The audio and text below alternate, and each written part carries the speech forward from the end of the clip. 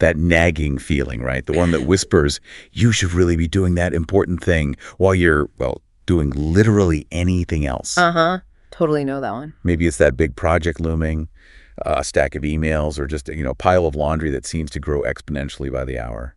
Guilty as charged on the laundry front sometimes. We've all been there, the last-minute scramble, the familiar cycle of, I'll do it later, often followed by, well, a wave of regret. It's such a common human experience. Exactly. It's a truly universal experience, and importantly, it's not a personal failing, but rather a deeply ingrained human tendency. It's not just you. So let's unpack this.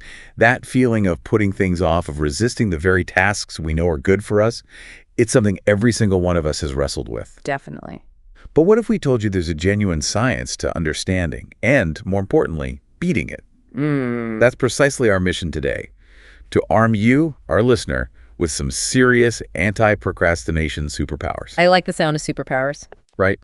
This deep dive is your shortcut to being truly well-informed on this absolutely crucial topic, offering not just definitions, but practical, research-backed strategies, techniques, and tools designed to help you conquer procrastination, master your time, and consistently achieve your goals. And we're really going beyond that simplistic advice of just try harder. Oh, absolutely. Trying harder often just leads to more frustration if you don't have the right tools. We want to make this journey towards productivity simple, genuinely fun, and, dare I say, entertaining to put into action in your daily life. Indeed. What we'll be exploring are the fundamental psychological underpinnings of procrastination. Because it's not just about laziness. Not at all. At its heart, this challenge is deeply connected to our beliefs in our own abilities, which we refer to as self-efficacy, and our intrinsic capacity to manage ourselves effectively, known as self-regulation. Okay, self-efficacy and self-regulation, key terms. Absolutely central. This deep dive will offer clear, practical pathways, meticulously drawing from diverse research, including rigorous academic studies, the cutting-edge insights of productivity experts, and a wealth of real-world experiences from students navigating the demands of learning. So a good mix of theory and practice. Exactly. Our aim is to provide you with a holistic understanding that empowers you to break free from these old patterns. Because, as we'll see, understanding why we procrastinate is just as critical as knowing how to stop. Right, the why informs the how. It's the direct link to truly mastering self-regulation and bolstering your self-efficacy. Absolutely. So let's begin by sharpening our focus and really defining what we're talking about, because procrastination often gets thrown around, but its true nature is, well, a bit more nuanced. It really is. There's a key definition from Klingzeek back in 2013. Okay, lay it on us. It's defined as the voluntary delay of an intended and necessary and/or personally important activity, despite expecting potential negative consequences that outweigh the positive consequences of the delay. Wow. Okay, that's quite a mouthful, but let's break that down. Voluntary delay. Meaning you're choosing it even if it feels like you're not. It's an internal decision, conscious or subconscious. Of an intended and necessary or important activity. Right. So it's stuff you actually want or need to do. Right, not just delaying something trivial. Despite expecting potential negative consequences. Right. This is the kicker, isn't it? You know it might end badly. Exactly. That's the irrational part. The consequences, stress, bad grades, missed opportunities outweigh the temporary relief of avoiding the task. And that definition is crucial because it highlights the paradox. It's generally irrational, inherently anti-productive, and it's driven by internal forces rather than, say, external roadblocks. So it's coming from inside the house, so to speak. Pretty much. And this internal conflict often leads to significant psychological discomfort, feelings of guilt, anxiety, stress. Oh yeah, the guilt is huge. But it can also manifest in social friction, like letting people down, and even adverse physical health effects. Think about that late-night panic, the disturbed sleep, or the strain on relationships when commitments are consistently missed. It really ripples outward. It does. The cost isn't just in the uncompleted task, but in our overall well-being and untapped potential. And it's far more pervasive than many might think, especially in demanding environments like academia or high-pressure jobs. We're not talking about a fringe issue here. Not at all. Yeah. Research consistently highlights that academic procrastination is incredibly common. How common are we talking? Well, some evidence suggests a staggering 50% of university students procrastinate regularly. Like it's a habit for half of them. 50%? Wow. And an even higher number, around 95%, admit to doing so occasionally. Okay, so basically, Everyone. Pretty much everyone experiences it at some point. Pause for a moment and consider that. Almost everyone you know in a learning or professional environment has felt this distinct pinch, this internal struggle of wanting to do one thing but, doing another. It's like a silent epidemic of undone tasks. And the fallout, as you touched upon, is indeed quite severe, extending far beyond simply getting things done late, or maybe not quite as well as you could have. Right. It's not just about the deadline. No, this habitual delay can cascade into genuinely poor academic or professional performance, leading to missed opportunities and suboptimal outcomes. It's also a significant driver of increased stress levels, creating a constant hum of anxiety in the background of one's life. That background hum. I know that feeling. And this chronic stress, in turn, can have detrimental effects on both physical and mental health, from disrupted sleep patterns and unhealthy coping mechanisms like, stress eating. Or endless scrolling. Exactly. All the way to more severe issues like depression and burnout. Ultimately, widespread procrastination represents a profound waste of valuable time, intellectual resources, and inherent talent, impacting individuals and institutions alike. It's a drag on our collective potential, really. Yeah. Now, here's where it gets really interesting, because procrastination isn't always a one-size-fits-all phenomenon. It's not just one thing. That's a key insight. Some research outlines what they refer to as the two faces of procrastination, revealing distinct patterns in how people delay. Two faces. Okay, intriguing. First, there's passive procrastination. This is probably what instantly comes to mind for most of us. It's characterized by a palpable sense of fear of failure, fear of not being good enough. That negative self-talk kicking in? Absolutely. Coupled with indecision and a pronounced lack of confidence. This type is strongly linked to deficiencies in those core pillars we mentioned: self-regulation and self-efficacy. So if you don't believe you can do it, or you can't manage yourself? You tend to freeze up. You become paralyzed by the enormity or perceived difficulty of the task. This is the common, often destructive type we all desperately want to avoid. Okay, so that's the passive kind. What's the other face? Then there's a more curious phenomenon: active procrastination. Active. Like procrastinating on purpose. Kind of. This is a far more nuanced concept, and it often leads to what might appear, on the surface, as favorable outcomes. Individuals who identify as active procrastinators claim to intentionally use impending deadlines as a primary motivator. Ah, the thrill seekers. I work best under pressure. Exactly that phrase. They argue that they thrive under extreme pressure and perform better when the clock is ticking and stakes are high. They might even pride themselves on their ability to pull off last-minute heroics. I know people like that. Yeah. Or people who say they're like that. Right. And it's crucial to add a significant caveat here. The research also notes that the correlation between this pressure cooker approach and genuinely superior task effectiveness isn't necessarily pronounced or consistent. Ah, okay. So it might feel like it works. But it might not actually produce the best results. While some might feel a burst of energy and even complete tasks, it's often at the cost of higher stress levels, reduced quality, maybe more errors, and it certainly isn't a universally recommended or sustainable path to optimal long-term results. So maybe not the superpower we're looking for. Probably not. It's more of a gamble than a reliable strategy. What's truly fascinating here, and a point many people miss, is that procrastination isn't always about a lack of good intentions. It's not like people want to fail. Not at all. In fact, many chronic procrastinators have very strong, even admirable intentions. They genuinely want to get things done. They plan to do them. They make the list, they set the alarms. Exactly.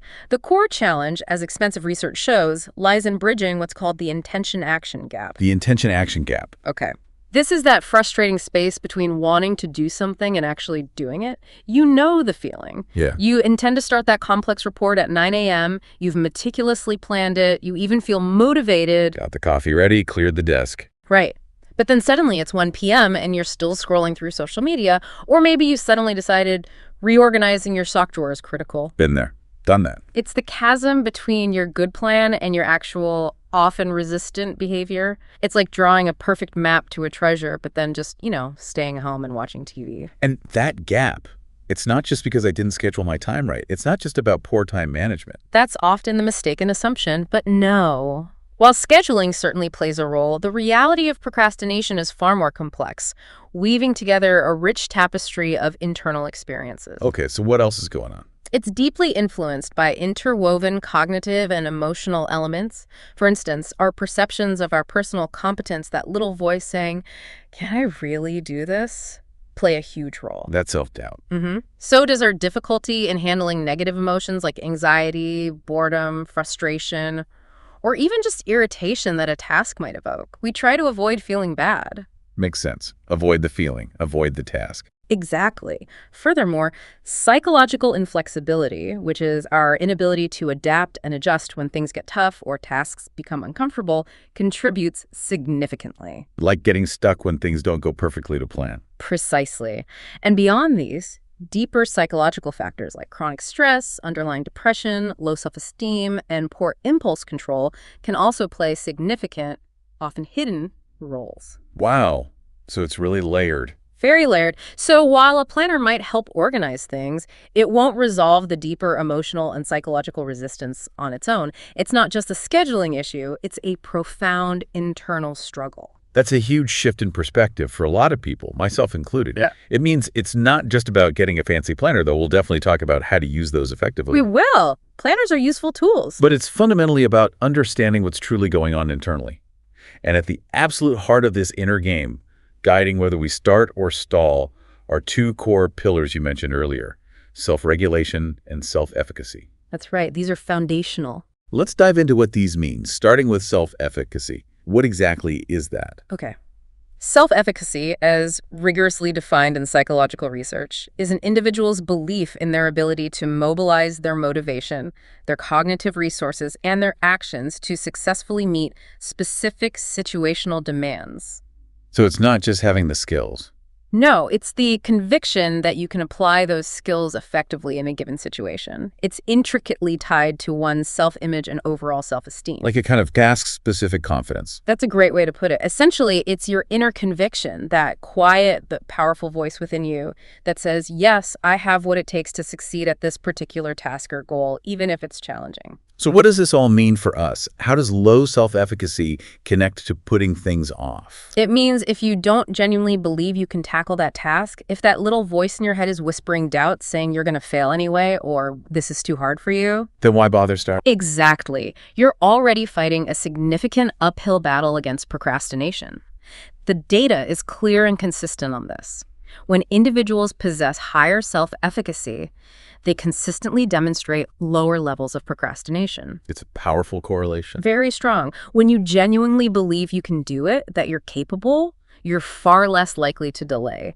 It's about cultivating that inner confidence, that feeling of, yes, I am capable of this and I can figure out how to make it happen. It's not about being perfect from the get-go. Not at all. It's about believing in your capacity to engage, to learn, to persist. Okay, that's self-efficacy, the belief you can. Yeah. What about the other pillar, self-regulation? Right. Self-regulation encompasses a broader and more dynamic set of internal processes. This isn't just about belief, it's about active management. It's the doing part, in a way. Managing yourself. Precisely. It includes cognitive elements like planning and problem solving, metacognitive elements like monitoring your own understanding and adjusting your approach, thinking about your thinking. Okay, yeah. Behavioral elements such as initiating and sustaining effort, motivational elements like setting goals and managing your drive, and emotional elements like handling frustration or boredom effectively. Wow, that's a lot rolled into one. It is. All of these collectively influence your performance and progress. It's essentially your sophisticated internal system for managing and directing yourself towards a desired goal, especially when facing obstacles, distractions, or, just feeling tired. And how does strong self-regulation fight procrastination?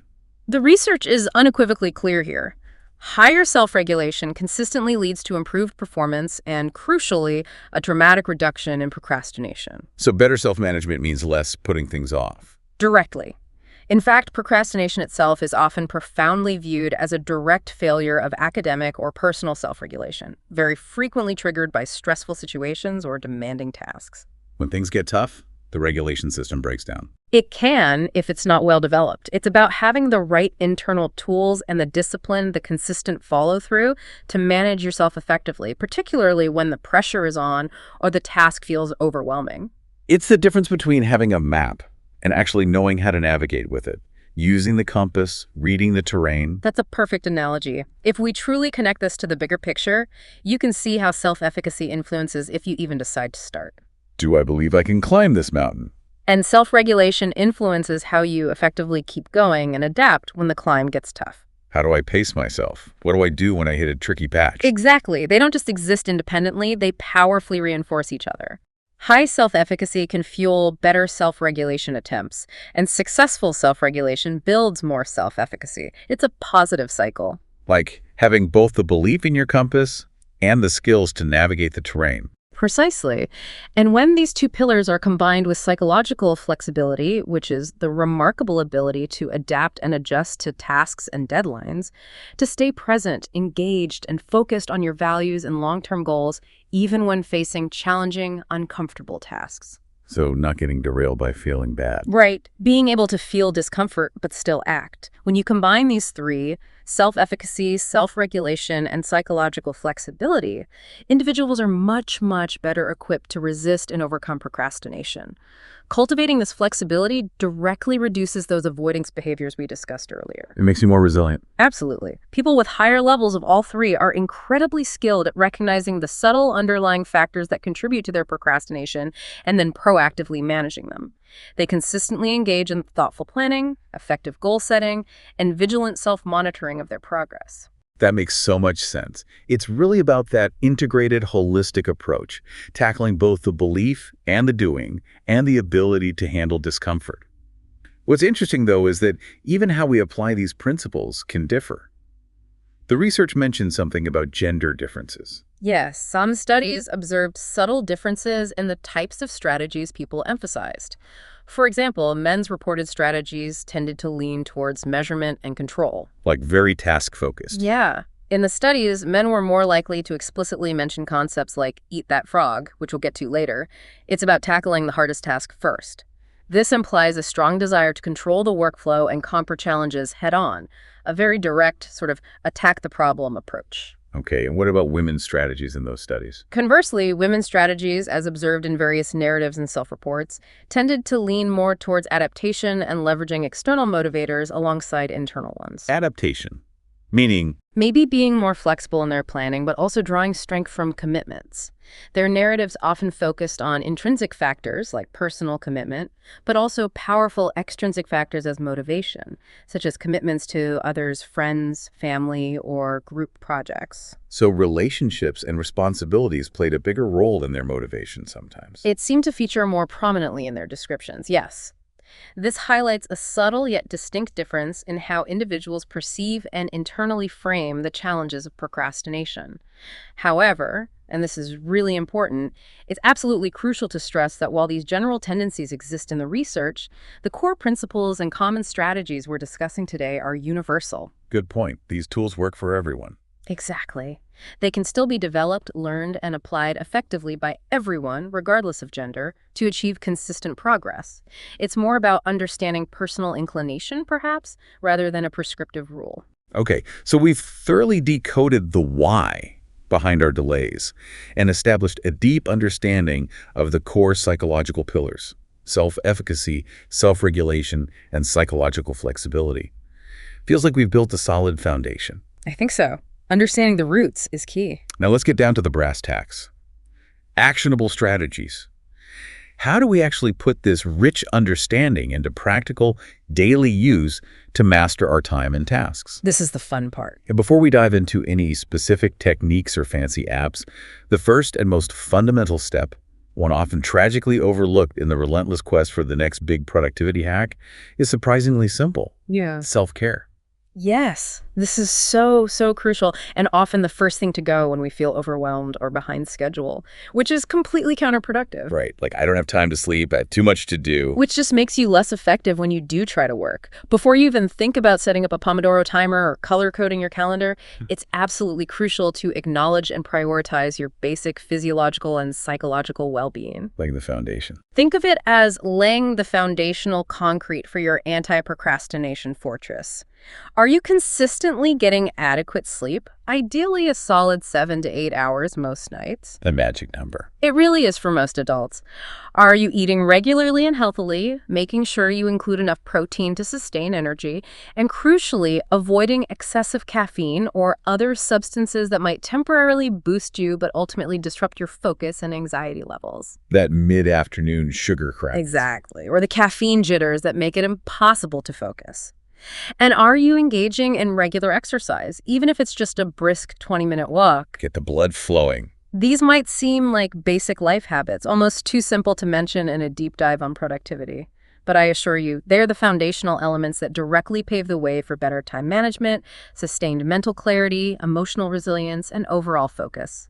When your basic needs aren't met, your brain is working on a deficit, making it profoundly harder to resist the urge to procrastinate. You can't regulate yourself well if you're exhausted or hangry. Precisely. It directly impacts your self-regulation capacity. Okay, self-care sorted, foundation is strong. What's next? Once that essential self-care foundation is solid and you're feeling a baseline of well-being, we move into the realm of strategic goal setting and planning.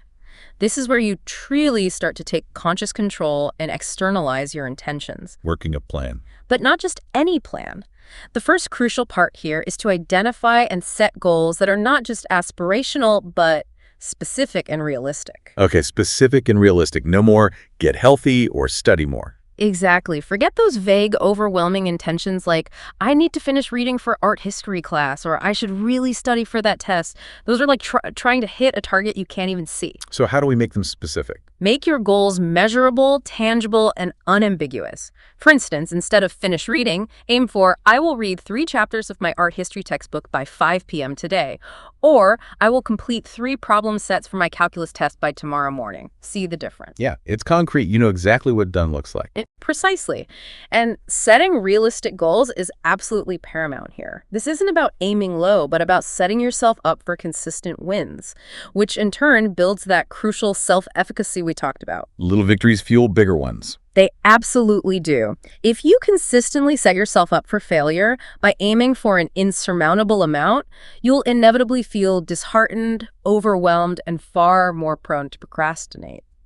The subtle yet powerful goal here is to consciously change your internal dialogue. How so? Instead of that debilitating whisper of, I can't do this, but I have to, consciously reframe it to, I can do this, and I chose to. Shifting from obligation to empowerment. It's a fundamental shift in perception, and that shift fuels consistent, proactive action rather than paralyzed delay. Okay, specific, realistic goals. Got it. Now, where do we put these goals? This is where the planners come in. Exactly. Here's where it gets really interesting, and where many people miss the true power of planning.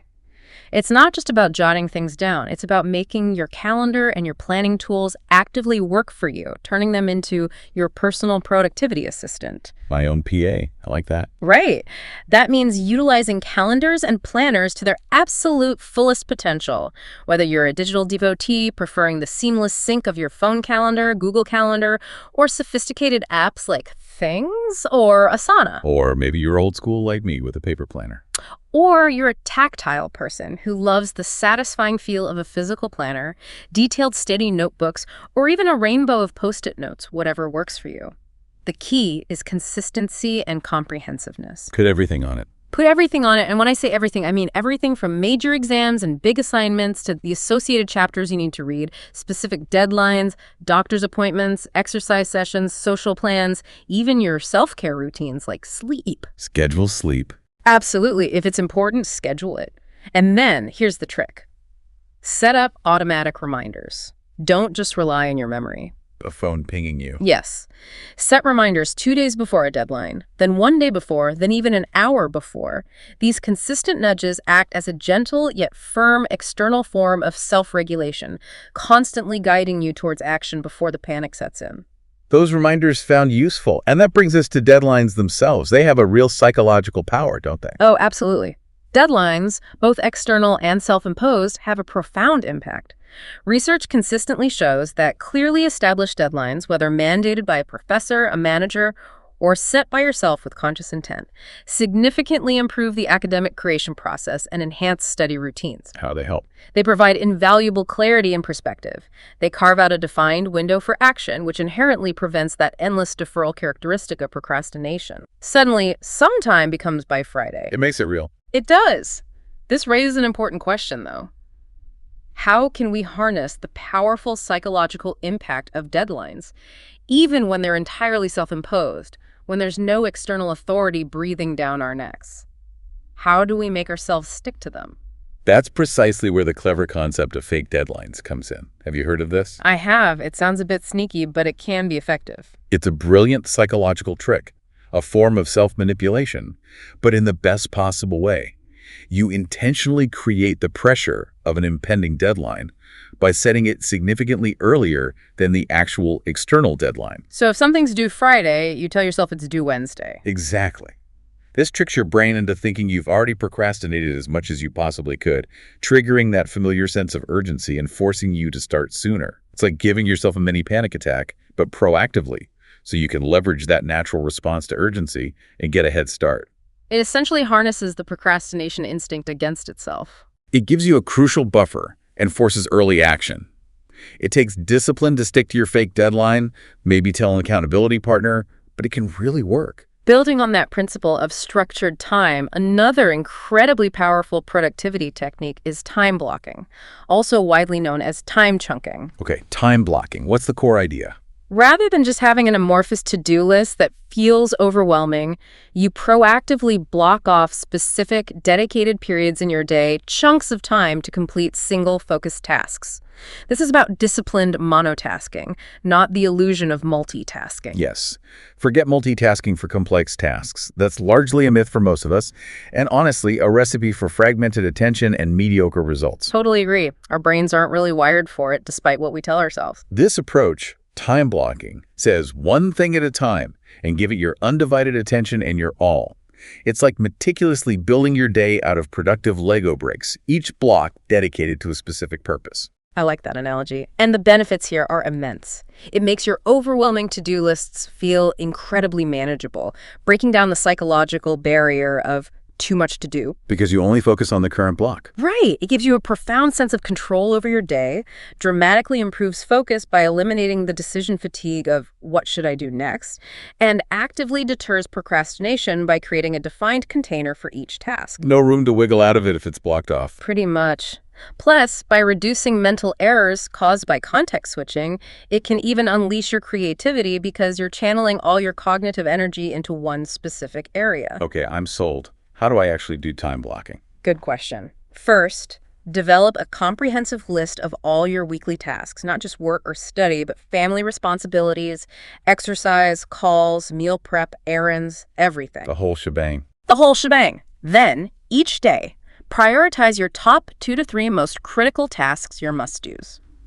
Next, create a detailed daily blueprint on your calendar, blocking off your entire day in chunks, making sure to schedule those top priorities first, ideally during your peak energy times. Put the big rocks in first. Exactly. Schedule routines, commute, meals, and specific task blocks. And here's the kicker, the non-negotiable part.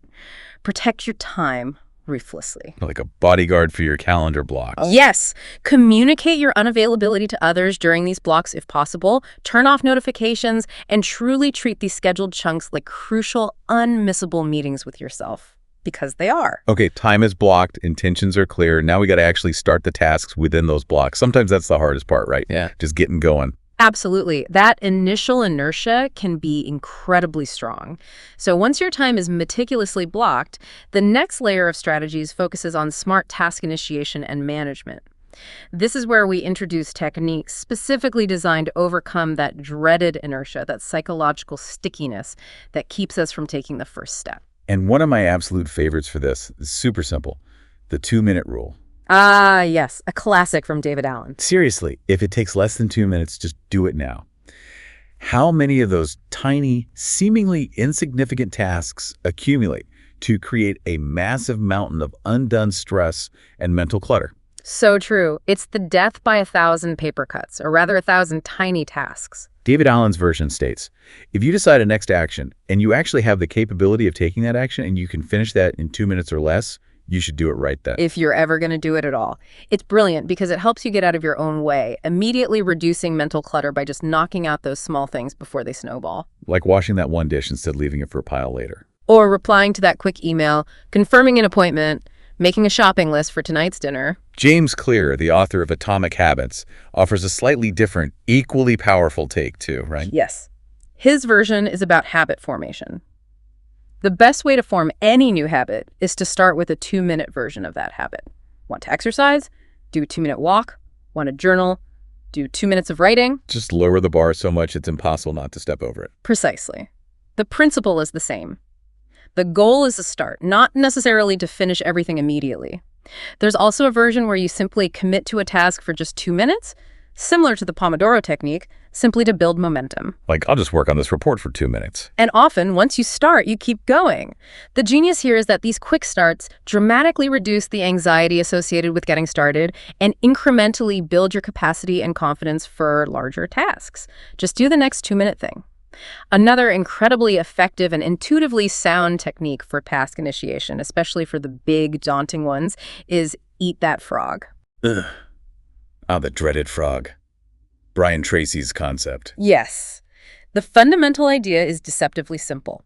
Identify the most important or most difficult task on your to-do list, that proverbial frog, and tackle it first thing in your day or at the very beginning of your work block. Get the worst over with first. Exactly. This is that uncomfortable, complex, maybe ambiguous task that you just really don't want to do, the one you're most likely to procrastinate on. Eat it first. And it really works. Wow. I mean, psychologically, the benefit feels immediate and profound. It really does. It creates a significant sense of accomplishment right out of the gate, giving you a powerful momentum boost that carries through the rest of your day. You feel like, wow, I did the hardest thing already. It clears so much mental space, too. Imagine the relief of having that most daunting task done and dusted before lunch. It's liberating. And it's fascinating that many students and professionals, even without knowing the concept by name, intuitively apply this strategy. They instinctively realize the power of getting the worst over with. It directly combats the dread that often fuels procrastination, because once the frog is eaten, everything else feels easier. This leads perfectly into another crucial strategy, especially for those frogs that feel more like giant toads. Often, the sheer daunting size of a task can be the single biggest barrier to starting. Yeah, it just looks like this unclimbable mountain. Exactly. When a project feels immense, our brains tend to freeze up, perceiving it as an impossible challenge. This is why breaking down large tasks isn't just a basic tip. It's a fundamental psychological shift that makes the daunting approachable. So chunking it down, basically. Precisely. Complex projects like writing a dissertation, planning a wedding, or even organizing a major house declutter can feel incredibly overwhelming. So the strategy is to meticulously break them down into smaller, bite-sized, manageable steps. How small are we talking? As small as you need them to be to feel doable. Instead of write thesis, maybe the first step is open new document, then write title, then draft section 1.1 outline. By focusing on tackling just one small part at a time, you significantly reduce the perceived difficulty. And you diminish that fear of failure or fear of overwhelm. Exactly. That fear often paralyzes us and prevents us from even starting. Plus, each small completed step provides a mini win, building your momentum and, crucially, your self-efficacy. Hey, I did that little bit. I love that. Small steps, big progress. Now here's a wonderfully simple, perhaps counterintuitive tip that I really like. Consciously include easy tasks on your to-do list. Ah, yes. Giving yourself some easy wins. Exactly. Yes. Even something as basic as doing a quick load of laundry, drinking a glass of water, taking a short walk around the block, or making that quick call to a friend you've been meaning to connect with. Put it on the list. Why does that help? It sounds a bit like cheating your to-do list. Maybe a little, but it works. Because these simple, immediately achievable tasks provide an instant sense of capability and a jolt of positive energy. They act as psychological warm-ups. Okay, I see. Builds momentum. Right.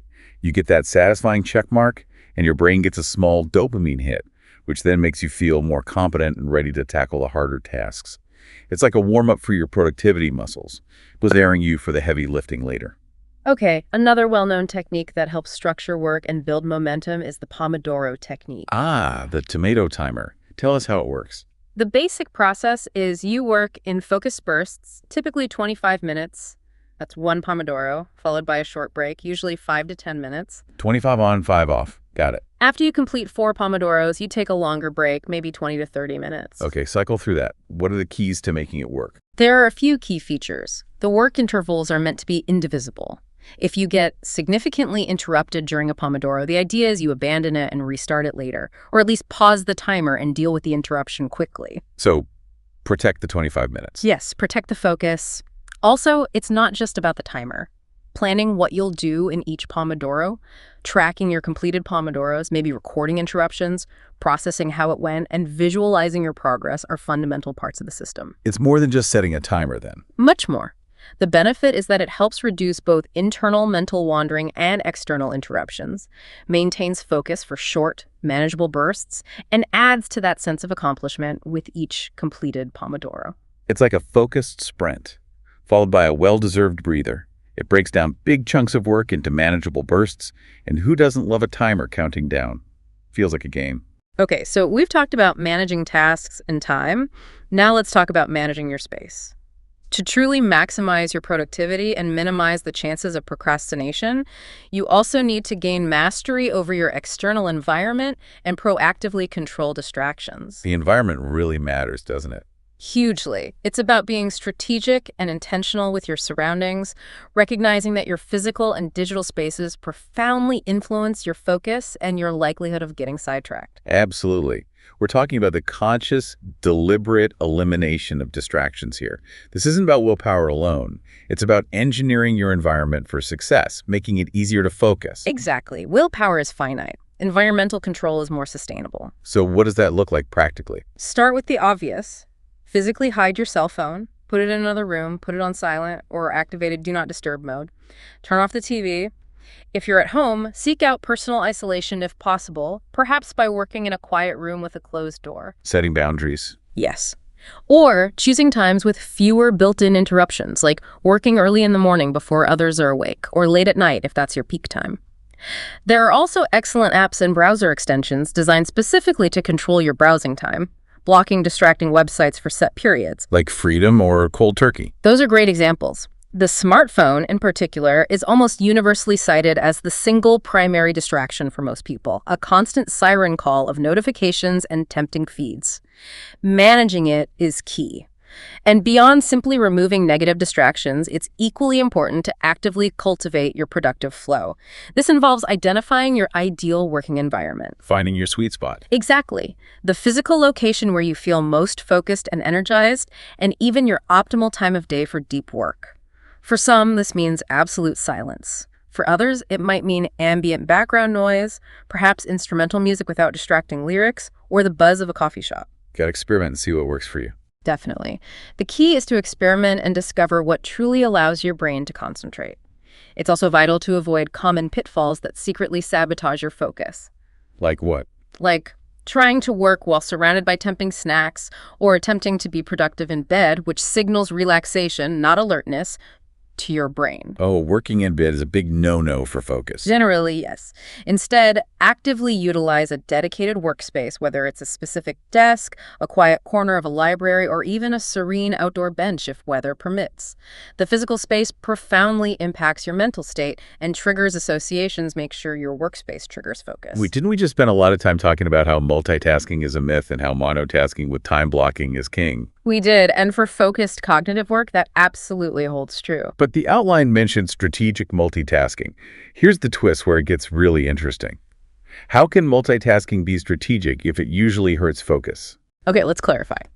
While general multitasking for complex, cognitively demanding tasks is indeed largely a myth, research shows only a tiny fraction, about 2.5% of people, can actually multitask effectively for such tasks, and for the rest of us, trying to juggle compromises quality and focus. So for 97.5% of us, it's bad. For focused work, yes. However, there's a distinct strategic way to leverage dead time through appropriate multitasking. Okay, appropriate multitasking during dead time. What does that mean? This isn't about dividing your core attention across critical, cognitively demanding tasks. Forget trying to write a report while also participating in a complex meeting that's a recipe for disaster. Right. Instead, it's about intelligently layering passive learning or low-stakes activities onto routine activities that don't require your full cognitive load. Like listening to a podcast while washing dishes. Exactly. It's an incredibly efficient use of time, not a challenge to our brain's fundamental limitations. For example, if you have a long commute, driving, walking, public transport, instead of passively scrolling through social media or listening to unrelated music, you could mindfully listen to lectures, audiobooks, or podcasts directly related to your studies or work. Using commute time for learning. Makes sense. Similarly, you can strategically multitask while cooking a meal, taking a shower, engaging in a workout, or even during your routine morning and nighttime rituals like brushing your teeth. So pairing a brain-dead task with something slightly more mentally engaging. Precisely. The goal isn't necessarily to fully grasp every nuanced concept in these moments, but to simply expose yourself to jargon, key ideas, or foundational concepts before you engage in more focused, active study later. It's about leveraging otherwise unproductive periods to prime your brain and deepen your exposure to information, making subsequent focused work easier and less intimidating. Okay, we've covered a formidable arsenal of external strategies, from meticulous planning and breaking down tasks to expertly controlling your environment and cleverly using dead time. That's a lot of practical stuff. It is. Lots of tools for the toolkit. But as we discussed earlier, procrastination often has a strong inner game component driven by our emotions and mindset. It's not just about the outside world. Absolutely. The internal landscape is just as important, if not more so. So let's pivot and dive deep into these crucial psychological and emotional strategies. First up, and incredibly powerful, is mood repair.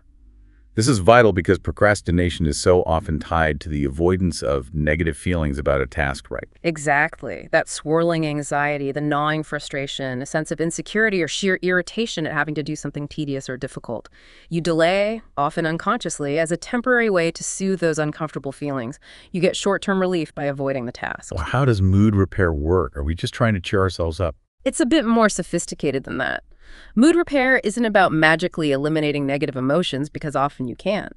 It's about changing your relationship with them and finding healthier ways to move forward despite them.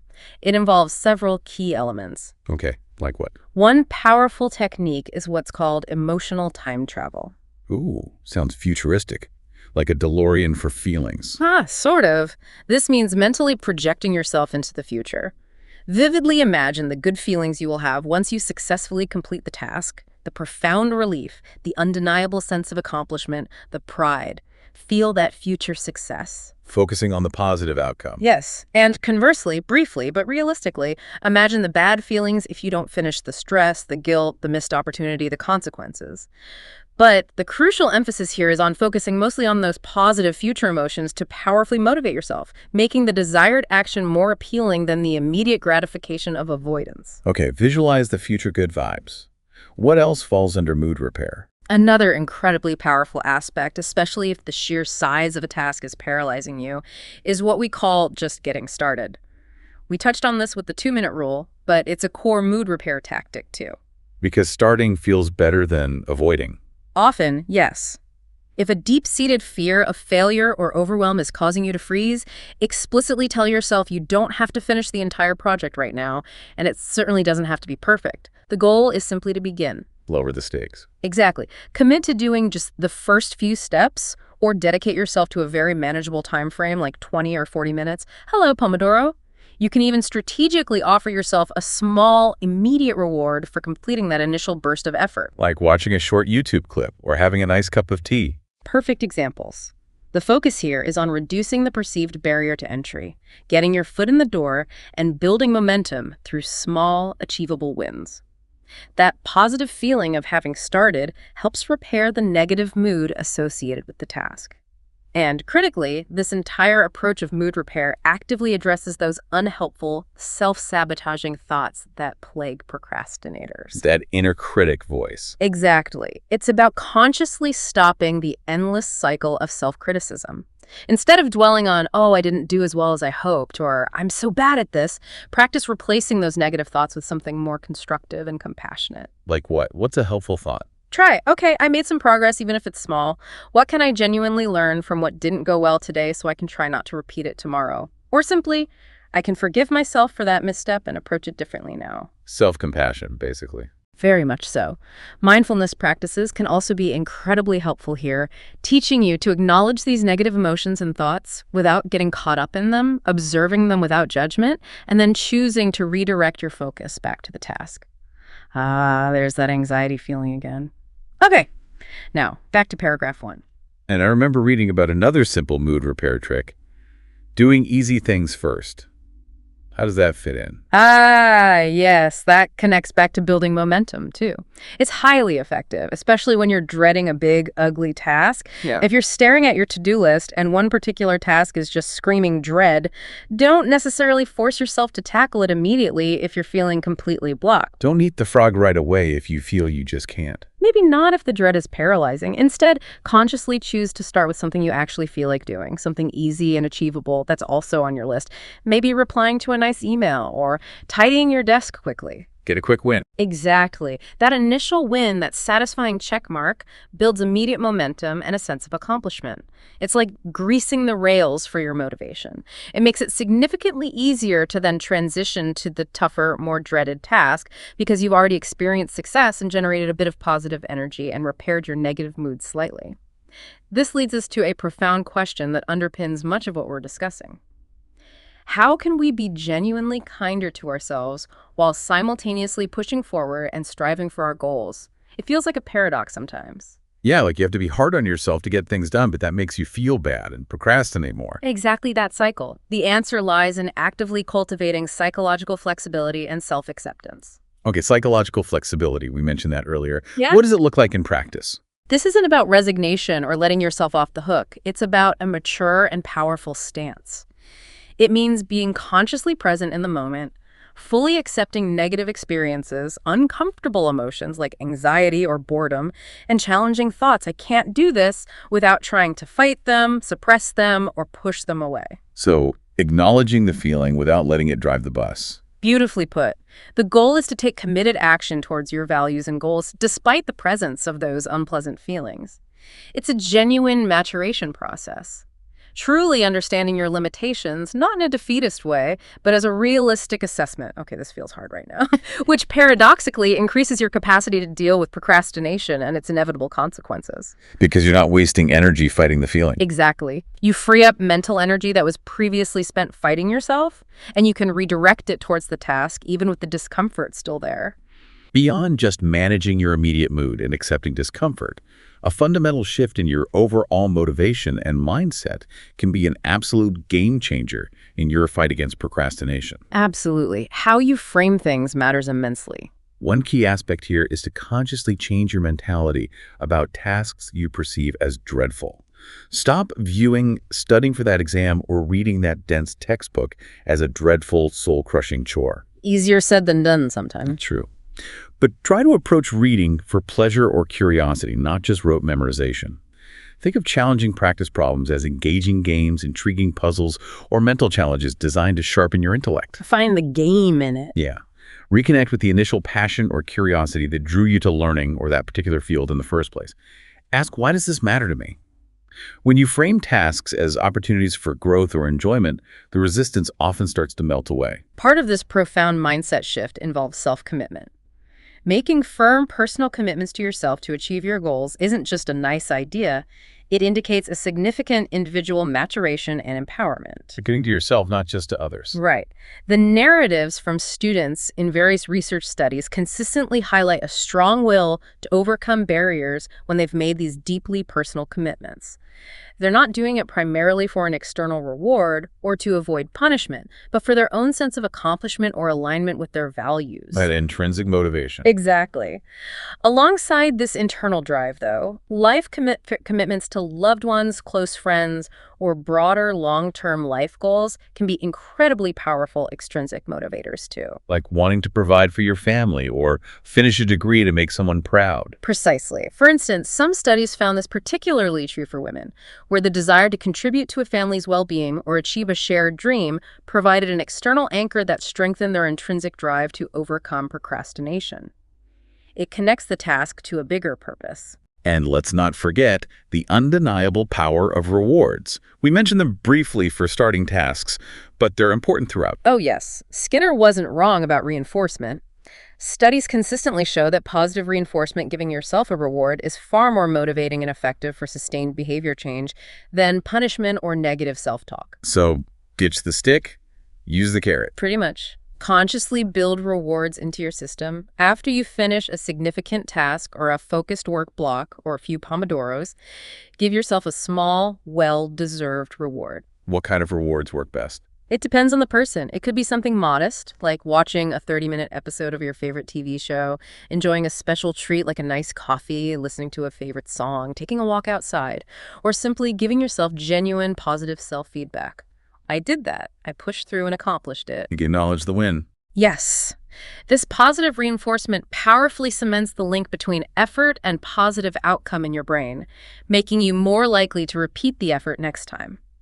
An interesting and highly relatable finding from the research concerns coping with boredom, which, as we discussed, can often be a direct trigger for procrastination. If a task feels boring, the urge to do anything else is strong. Oh yeah, the sudden urge to deep clean the fridge when you're supposed to be writing. Exactly. So strategies specifically designed to manage boredom can significantly increase motivation and, consequently, dramatically decrease the tendency to procrastinate. Okay, how do we cope with boredom productively? One powerful way is incorporating physical activity into your routine, even short bursts. Exercise promotes overall physical and mental well-being, reduces stress, and enhances relaxation and focus, making it easier to engage with tasks that might otherwise feel tedious. Like a quick walk or some jumping jacks between pomodoros. Perfect. It's a physiological reset button for your focus and energy levels. Okay, physical activity helps. What else? The research mentioned music. Yes. The ludic process of music, its playful, engaging, and emotionally resonant qualities, is also a remarkably powerful tool here. Listening to music can serve multiple functions in combating boredom and procrastination. Wow. It can relax you. It can subtly increase your focus by creating a productive soundscape. Instrumental music often works well here. And it can reduce external distractions. This was a common finding across all student groups in the research. So background music for focus. Yes, but also, for some, especially doctoral students grappling with intense, prolonged focus, and women in some studies, music was explicitly and strategically used to get out of lethargy, to actively get motivated, and to deliberately break the insidious procrastination cycle. Like using upbeat music to pump yourself up. Exactly. It's like a personalized emotional and motivational stimulant. So if you're stuck feeling that deep lethargy or mental flatness, maybe crank up the tunes. But pay attention to how you're using it. Is it for background focus, or is it to actively kickstart your energy when you're feeling sluggish? Both can be valid. Alongside these tangible strategies like rewards and music, consistently practicing positive thinking is crucial for long-term anti-procrastination success. Not like fake positivity, right? Yeah. Not ignoring problems. No, definitely not ignoring reality or denying unpleasant feelings. Rather, it means consciously challenging those pervasive negative thoughts, the inner critic, and actively choosing to focus on what's going well, on your progress, however small, and on what you're genuinely grateful for related to your work or life. Shifting the mental spotlight. Exactly. This practice helps to significantly limit self-criticism, which, as we know, can be a major underlying driver of procrastination and self-sabotage. It's about building a more resilient and optimistic inner dialogue, which fuels action instead of paralysis. All these internal strategies are great, but sometimes you need a little external push too, right? It's hard to stay consistent when you're completely alone. Absolutely. It's incredibly easy to slip back into old habits without external prompts or support. That's why accountability is so vital. Telling someone else what you plan to do. Yes. Consciously build accountability into your system. Ask a trusted study consultant, a friend, or a supportive family member to check up on your progress. How does that work practically? You could provide them with a list of your daily or weekly goals, and then ask them to verbally replay those goals back to you at the end of the day or week, prompting you to report on your progress. Just knowing someone will ask can be hugely motivating. The gentle pressure of not wanting to disappoint them, or yourself. Exactly. This external commitment creates a powerful, gentle push. Joining a study group or a mastermind group is another fantastic way to keep each other on track, offering both shared goals and mutual support and encouragement. And finally, amidst all these strategies and striving, a crucial, often overlooked mindset shift is to consciously factor in room for faults. We need to be realistic. Meaning don't expect perfection. Precisely. Let's be realistic. It's perfectly okay and indeed inevitable that you will procrastinate sometimes. You are human. Progress isn't linear. So true. Don't fall into the trap of beating yourself up excessively for it. That only fuels more negative emotions like guilt and shame, which ironically can lead to more procrastination. It's a vicious cycle. Well, what the hell effect? I already messed up, might as well give up. Exactly that. Instead, build in self-compassion. Make sure to schedule dedicated rest hours or enjoyable socializing time into your day and week. Protect your downtime. Be kind to yourself when you're not feeling as productive as you hoped. Treat yourself like you'd treat a friend who is struggling. That's a great way to think about it. If you happen to fall behind on a task one day, don't let it derail your entire week. Simply acknowledge it. Okay, that didn't happen today. Take that task into account the very next day, and maybe make it the first thing you tackle then. The self-compassion and realistic approach prevents a single slip from spiraling into a complete abandonment of your efforts. It's about sustainable progress, not unattainable perfection. Wow. Okay, we've truly armed you, the listener, with a whole arsenal of powerful, research-backed strategies addressing both the external planning, the calendars, the tasks, the environment, and the crucial inner game of procrastination. The emotions, the mindset, the self-talk. Comprehensive toolkit. But the real superpower, the way you make these changes stick and truly transform your relationship with your to-do list, comes from integrating and sustaining this progress over time. It's not just about trying one thing once. No, it's about building lasting habits that become second nature. Consistency is key. And that brings us to something incredibly powerful for building consistency. If-then plans, also known as implementation intentions. Yes. This seemingly simple if-then framework is incredibly powerful precisely because it ingeniously preloads your decision-making, bypassing your moment-to-moment willpower, which can be unreliable. Preloading your decisions, how does that work? You're not deciding in the moment when you're tired, distracted, or facing that strong procrastination urge. You've already made the choice beforehand, making the desired action almost automatic. An implementation intention is a sophisticated self-regulatory strategy where you proactively predetermine a specific desired behavior in response to a particular future event or cue. Like programming yourself. In a way. It's formulated as a strict, clear conditional statement. When situation X arises, I will perform response Y. It's a pre-commitment to a specific action in a specific context. Okay, give me an example. How would I use this? Let's say you consistently tend to get sucked into social media when you sit down to work. Your if-then plan could be, if I sit down at my desk to work, then I will immediately open my project document and turn off phone notifications. So the trigger, sitting down, leads directly to the desired action. Opening the doc, no phone. Exactly. Or if you struggle with starting your workout, if my 5 p.m. alarm goes off, then I will immediately put on my workout clothes. The benefits of this approach are enormous and deeply impactful. It consciously creates incredibly useful habits, effectively automatizing goal attainment without requiring constant draining conscious effort or endless willpower. Frees up brain space. It absolutely does. This frees up your valuable cognitive resources for more complex thinking, rather than constantly battling internal resistance. It also brilliantly helps you avoid goal-threatening distractions by essentially programming your response. What are the rules for making a good if-then plan? The IF part should be a specific cue or situation. The then clause should always be a short, clear, and actionable behavior, not a vague goal, then I will be productive, or a problematic behavior you want to avoid, then I won't check Facebook. Make it a positive action. And importantly, these plans are flexible. They can and should be revised as your life changes and new challenges arise. So you can adapt them. Definitely. It's about designing your behavior proactively.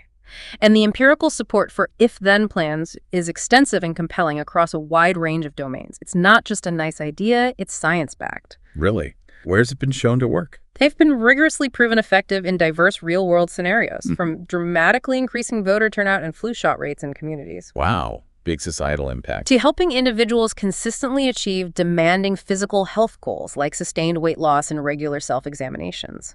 Furthermore, they are highly effective in emotion regulation, helping individuals manage intense, unwanted emotions like fear and disgust, and even significantly reducing social anxiety by pre-planning coping behaviors. That's amazing. So it works for behaviors and emotions. Yes. This technique essentially allows you to create a protective shield around your goal striding, preventing unwanted thoughts, feelings, and distractions from derailing your progress by dictating your response before you're in the moment of weakness. It's a profound strategic advantage. This sounds like it could be a magic bullet on its own, these if-then plans. But knowing what we know about complexity, it's probably not about just one thing, is it? You're absolutely right. The deepest insights always reveal that true mastery comes from combining approaches for the best results. There's rarely one single magic bullet for complex human behaviors like procrastination. So what does the research suggest about combining strategies? The latest research, particularly in academic settings, strongly suggests that the most effective approach to tackling procrastination comprehensively combines practical study skills courses like the time management, planning, and task breakdown techniques we discussed with more profound therapeutic interventions such as acceptance and commitment therapy or ACT-based strategies. ACT. That connects back to psychological flexibility, right? Exactly. ACT specifically helps students learn to tolerate stress and discomfort, to acknowledge negative thoughts without being controlled by them, that accepting part, and to foster that crucial psychological flexibility. Simultaneously, they practice and integrate new, effective study methods. So you learn the practical skills and how to handle the internal stuff that gets in the way. Precisely. The crucial element here is encouraging a deep, personal commitment to value-based actions and goals, the commitment part of ACT, even despite the presence of those uncomfortable negative thoughts or feelings that often trigger procrastination. It's a holistic approach, integrating mind and action. It's incredibly interesting and perhaps a little disheartening that the research you mentioned earlier found that even among highly motivated management postgraduate students, there was a noted lack of systematic utilization of these anti-procrastination strategies beyond the very basic intuitive efforts. Yes, that was a striking finding. It suggests that just knowing about these strategies isn't enough. It highlights a significant gap in consistent application. We might know what to do, but we don't always do it systematically. Exactly. This points to a huge opportunity for educational institutions and indeed for us as individuals to prioritize and proactively implement more structured, integrated, and sustained approaches to tackling procrastination. It's about building a consistent habit of using these tools, not just knowing they exist. This also directly leads to very practical suggestions for faculty and institutions, ways they can help foster these skills. What can educators or managers do? To better support students or employees in overcoming procrastination and significantly improving overall performance, institutions can implement highly effective strategies such as establishing clear, specific, and broken down deadlines for assignments, not just one big deadline at the end. Making it easier to apply task breakdown. Right. They can actively encourage the joint use of diaries or visual tracking tools between teachers and students, fostering shared accountability. Utilizing visual progression tools for courses and activities, where students can literally see their progress unfold, can also be highly motivating. Gamifying it a bit. Could be. And most importantly, stimulating and explicitly teaching the notions of self-regulation and self-efficacy should begin much earlier, ideally at the undergraduate levels, or even earlier, embedding these crucial life and learning skills proactively, rather than just expecting students to magically develop them under pressure. So to brilliantly recap this deep dive into unlocking your anti-procrastination superpowers, we've learned today that procrastination is far more than just bad time management.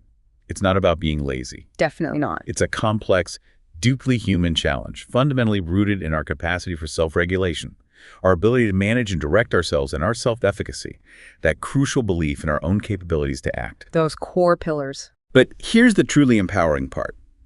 You are not powerless. There are incredibly powerful, practical, and research-backed strategies readily available to you. A whole toolkit we've discussed. From the external, tangible planning tools like time blocking and the powerful Pomodoro technique, to quick wins like the 2-minute rule, all the way to profound internal psychological tactics like mood repair, cultivating psychological flexibility, and the incredibly effective if-then plans. It's that combination of external structure and internal mindset. It's not about finding one magic bullet, but about building a powerful toolkit, a potent combination of external planning and deep internal mindset shifts. And remember, you truly have the agency and the inherent capacity to change these persistent patterns. You can gain profound control over your valuable time and your most important goals. It takes practice, but it's possible. It's about consistently building a comprehensive toolkit of both practical techniques and resilient mental fortitude. So here's a final provocative thought for you to take away. Consider this. What if the biggest barrier to your next big achievement, that one goal you've been putting off, isn't a lack of time or even a lack of ability, but simply an unexamined thought that's holding you back? Or perhaps an uncommitted if-then statement waiting to be written? Ooh, that's a good one. What's that hidden blocker? What small 2-minute action will you take today, right now, maybe even as soon as this deep dive ends, to redefine your relationship with your to-do list and finally get that frog eaten? We truly encourage you to pick just one new strategy from today's deep dive. Maybe it's the 2-minute rule, maybe it's setting one Pomodoro timer, or planning a single if-then statement for tomorrow morning and commit to putting it into consistent practice this week. Just start small, build momentum. You might be genuinely surprised at the profound power you already have within you to start getting things done, to begin mastering your time, and to consistently achieve your most ambitious goals.